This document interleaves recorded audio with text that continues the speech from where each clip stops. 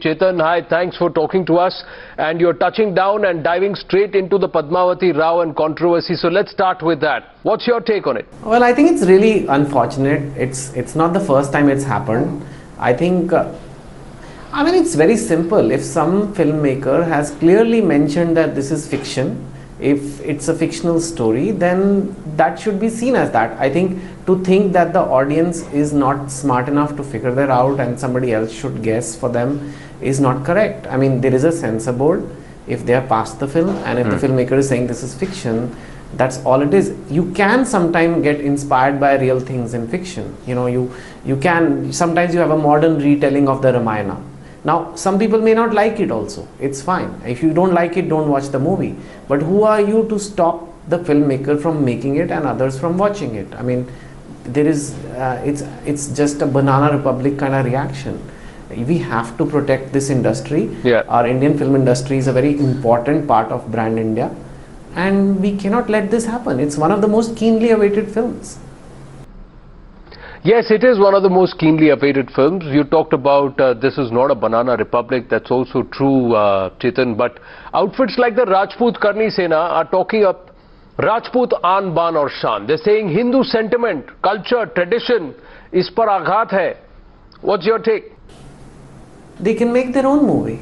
They can make their own movie. They should raise the funding, find a director, find a script and do a movie to restore their pride. If someone has a take on something and it's just a reimagining and it's just a fictional story, the director is not saying that it is, you know, it's a real story. Then if it's just for entertainment, a story made for entertainment, who are they to say it? I mean, they are nobody to talk about pride, and maybe their pride is hurt a little bit, but they cannot say that we are not going to release the film or we are going to threaten with violent consequences. A lot of things happen which I may not like, but you know, you're free to turn the other way and not watch the film, or if you really want, you can WhatsApp all your friends saying please don't watch this film. You are free to do that, but to violent threats is illegal, and to somebody who's legitimately made a film and had it passed through the government authorities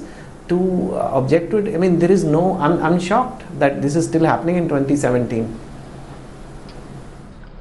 But you also know, Chetan, that this is no longer about just one particular small fringe outfit that has suddenly come to prominence in the Karni Sena, because you also have state BJP leaders across Gujarat, Rajasthan, Haryana, and even some of the central ministers who have come out and added their pot of ghee to the fire, fanning the flames further. There are two things you said. One is that fair? And second is that expected? The answer is that fair? No. It's not fair that they are lawmakers, and to kind of foment some kind of a sentiment which may exist and to use it to override the law of the country is incorrect.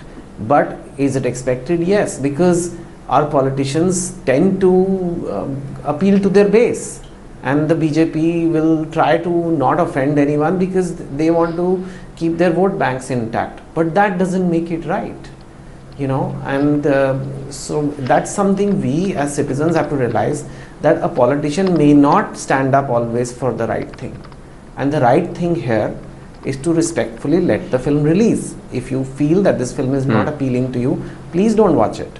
But please don't stop the film. How can you stop it? It's like you are stopping me from talking. A film is an artist's expression, right? If I write an article, you can write an article, or you can run a story tomorrow about something about the Rajputs. It could have positive things and negative things, and nobody will stop you. You can do it on YouTube, you can do it in a paper, you can do it on a blog. So this filmmaker's medium, and I'm not talking about this film, any filmmaker's medium is cinema. So how can you do it? Just because a filmmaker is vulnerable before release, we lose all objectivity and we pounce on them to get publicity or to score some political points. And I think we should protect them. I think the state machinery should be there to protect a filmmaker and the investors in that film, because that reflects how we do business in this country. Last I thought the government cared about ease of doing business. So ease of doing business involves being peaceful and sleeping peacefully at night. And if I'm in the film business in India and if I can't sleep peacefully at night, that's not right. You tell me the rules, the filmmaker has followed the rules and made the film. Now, go and change the rules, reconstitute the censor board or whatever, but you can't stop Padmavati now. You talked about the state, you talked about this disposition saying ease of doing business, but you have people who represent this ruling disposition who are currently threatening Sanjay Leela Bhansali and his team of dire consequences. They are issuing death threats. They are saying, don't blame us if things go out of hand. Action pe reaction.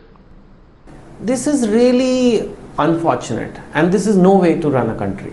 I can understand a politician is insecure about losing their vote base. I can understand, but at the same time, that's what's the difference between a politician and a true leader is. A true leader sometimes will do the right thing, even if his main voter base is not 100% there for him. And it's a leader's job to explain why Padmavati may have to release. We can criticize Padmavati. You can criticize it. Listen, I'm not saying that I've not even seen the film, and nobody has right now apart from the people who made it. So you can criticize the film if you feel that it some ways misrepresented you or your past or your sentiments, but you cannot violently threaten or stone a theater or just create harassment for people before a release for a film that has been passed by the censors. Our constitution, our country's law, I think is bigger than any sentiment of any community in India, including my own. My country's law and constitution come before. I agree with you, but the current situation is that there are netas, there is this fringe outfit, then there are Muslim groups, then there are those erstwhile Rajas and Maharanis and etc. and Rajkumaris who have come out and started threatening and initiating their own version and interpretation of what is happening. That is the current situation. Everybody is jumped into this intimidation game. But they don't have the mandate. These Senas and the Muslim groups you are talking about, they don't have any mandate to represent those communities. Who are they? Self-styled saviors. I'm sorry, the Indian constitution doesn't work that way. It's fine. It's a fictional story. Someone made it up. We had a movie long back called Ravan, which was Mani Ratnam's take on Ravan and how it was sort of sympathetic, and it was a film told from Ravan's point of view. Some liked the film, some didn't like the film, but he had the right to make it. That's what a free country does. You will not let your artists do what they want to do. They may do despicable work. They may do work that needs to be condemned heavily, but they need to be allowed to do it, and people need to know this difference. I may not support them for what their work, I may not agree with their take on events or their take on history, but I will fight for their right to do it, because you must keep freedom of artists in a democracy. If you arrest cartoonists and you threaten filmmakers, that's not a democracy. That's not a free country.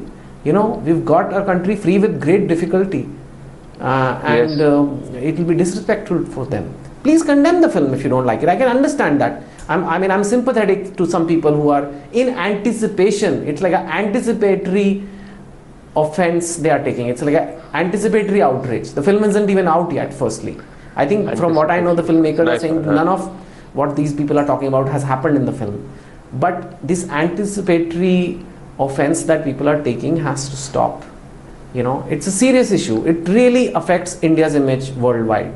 Films like Padmavati have the power to compete with the best in the world. And to if we treat them like this, it's not good.